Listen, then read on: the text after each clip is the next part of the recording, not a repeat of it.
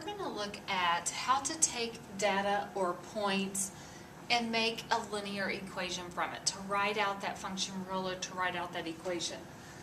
So we're going to have a t-chart. This is just a t-chart, only it's to the side instead of up and down. And it says, do the data in the table below represent a linear function? If so, write a rule for the function. Okay, so our first part is we have to determine, does this represent a linear function? So remember, we did an activity where you found that as long as you have a set of points and you're looking like you're duplicating the points, as long as the slope between those is the same, those are going to be on the same line. Okay, so in this case we're looking at, if we look at our x's, we keep increasing by 1. Okay, so to go from -1 to 0, we add 1. From 0 is add 1. From 1 to 2, we add 1. From 2 to 3, we add 1. Okay? So in the bottom, if we look at our y's, to go from 6 to 8, we add 2. 8 to 10, add 2. 10 to 12, add 2. 12 to 14, add 2. So since we have the same, our slope would be the change in the y over the change in x. It's always 2 over 1, 2 over 1, 2 over 1, 2 over 1. Okay? Since those are the same, or we'll simplify down, if this had been 2 and this would be 4, that would still simplify to 2 over 1. Okay? 4 over 2 is the same as 2 over 1. That means this is a linear equation. So the first part of our answer is yes, it is a linear equation. So now we have to write a rule for the function. This is where we can use the slope-intercept form. Okay? That was our y equals mx plus b, where m is our slope and b is our y-intercept. Okay? So we're going to start our equation, y equals, we need to put in our slope. So if we go back up here, that remember, slope is change in y over the change in x.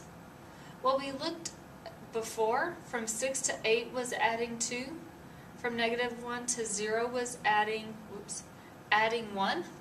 So our slope is going to be 2 over 1, which we had said before, which we'll go ahead and simplify and use as 2.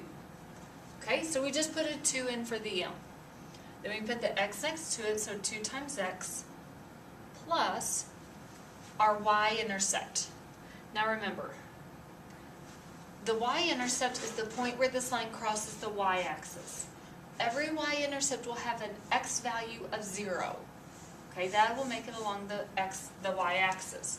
So if we look up here, here's x of 0, so our y-intercept is 8.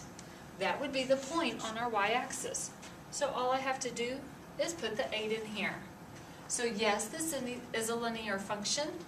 The equation is y equals 2x plus 8. Okay? Now, let's look at building on this just a little bit, okay?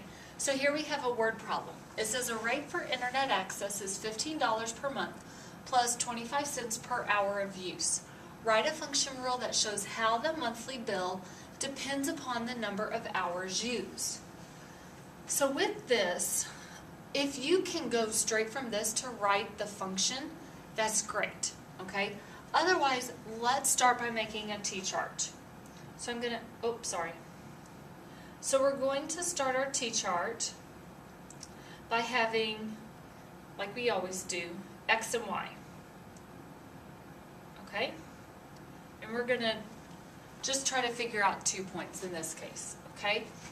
First though, let's figure out what x and y represent.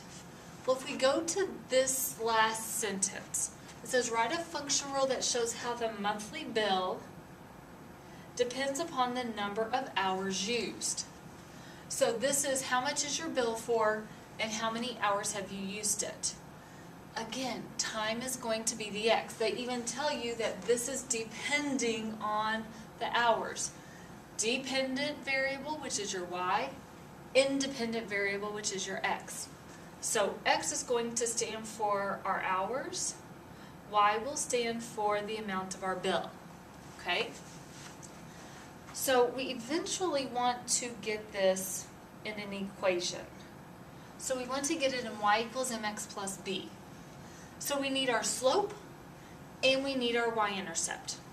Well, we can get our slope from this information, or we can find 2 points and get it from there. We're going to use that way. For our y-intercept again, that is when our x is 0. So we're going to, when we make our t-chart, have our x is 0, and then let's just have 1 hour, okay? Because we need 2 points to get our slope. So when we have not used any hours for this, okay, what is our bill going to be? Well, it's going to be the $15. We have to pay that $15 for no matter how much we use it. If we don't use it at all, or if we use it for 100 hours. So when x is 0, we've used it for 0 hours, our bill is going to be 15. So right now, I know what b is. It's 15. So I can go down here. Over here, I'll put plus 15, because I know the y-intercept is 15. Now, when we've used it 1 hour, that would be the $15 plus 25 cents. So it will be $15.25, okay? So now we have 2 points, we can find the slope.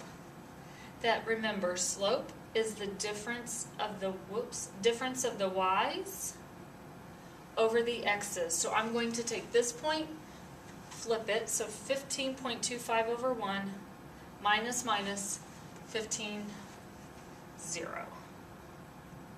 Okay? So 15.25 minus 15 is 25 cents in this case. 1 minus 0 is 1. Well, 25 cents over 1 just simplifies to a quarter, 25 cents. So I can come over here and put the 25 cents in and multiply by x. So notice that charge per hour, x was our number of hours, we're being charged that per hour, so we're going to keep multiplying that, okay? If we used 15 hours, we do 25 cents times 15. If we used 100 hours, 25 cents times 100, we'd always be adding that $15 in.